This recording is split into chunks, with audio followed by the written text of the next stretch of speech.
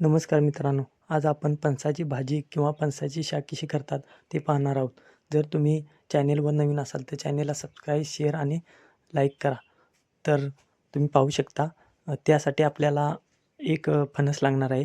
तर तुम्ही पाहू शकता की आईने एक छोटासा फणस आणलेला आहे आणि त्याचे 2 तुकडे करत आहे. तर तुम्ही हा व्हिडिओ शेवटपर्यंत नक्की पहा. तर तुम्हाला समजेल की फणसाची शाक किंवा फणसाची भाजी कशी करतात. तर आपल्या घरामध्ये किती माणसे आहेत त्याप्रमाणे आपण छोटा किंवा मोठा फणस आणायचा आहे. त्यानंतर त्याचे 2 तुकडे करून घ्यायचे आहेत.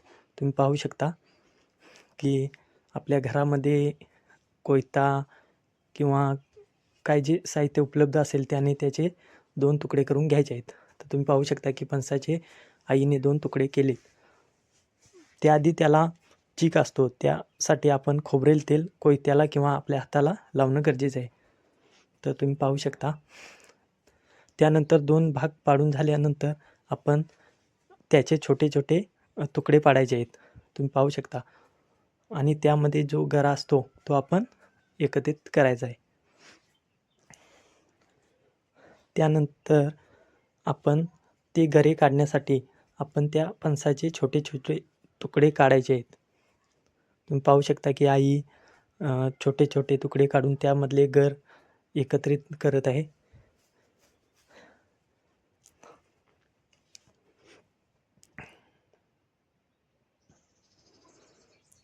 फणसाचे छोटे-छोटे तुकडे करून आपण त्यामधली गर फणसाचे काढायचे आहेत. तुम्ही पाहू शकता.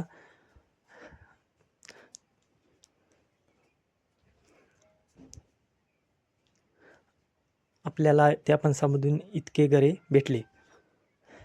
तर तुम्ही पाहू शकता. त्यानंतर त्या गऱ्यांचे छोटे-छोटे पीस काढायचे आहेत आणि त्याच्यातल्या बिया वेगळ्या करायच्या आहेत आणि त्यावर ज्या पाती म्हणून आवरण असते ते आपण साईडला काढून बिया वेगळी करायच्या आहेत.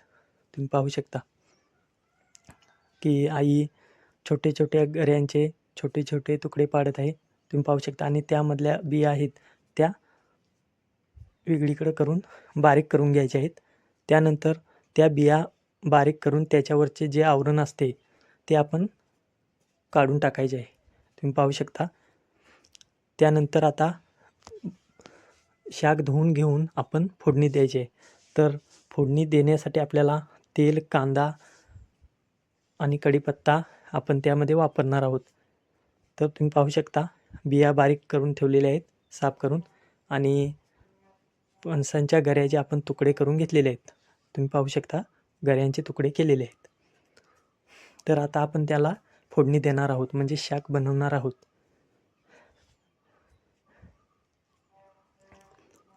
तुम्ही पाहू शकता आपण त्यामध्ये चटणी मिक्स केलेली आहे. हळद, चटणी त्याच्यामध्ये टाकायची आहे. त्यानंतर आपण ते छोटे-छोटे गऱ्यांचे पीस त्यामध्ये आपण टाकायचे आहेत म्हणजे फोडणीमध्ये टाकायचे आहेत. सर्व फणसाचे गरे जे बारीक केलेले आहेत ते आईने फोडणी दिलेले आहेत म्हणजे त्यामध्ये आपण टाकलेले आहेत. तुम्ही पाहू शकता.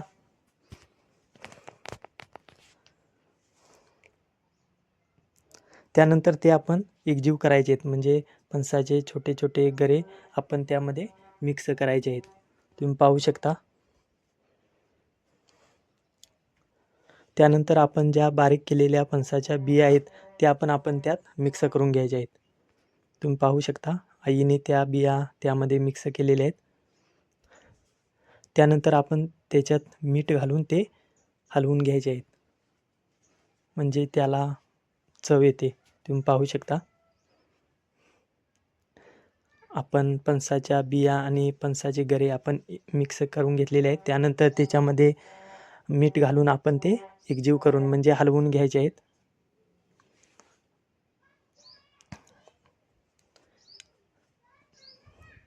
ते आपण हलवून घेऊन त्यानंतर आपण त्याच्यावर पाणी टाकायचे आहे. तुम्ही पाहू शकता आईने त्यामध्ये थोडेसे पाणी टाकून ते हलवून घ्यायचे आहेत.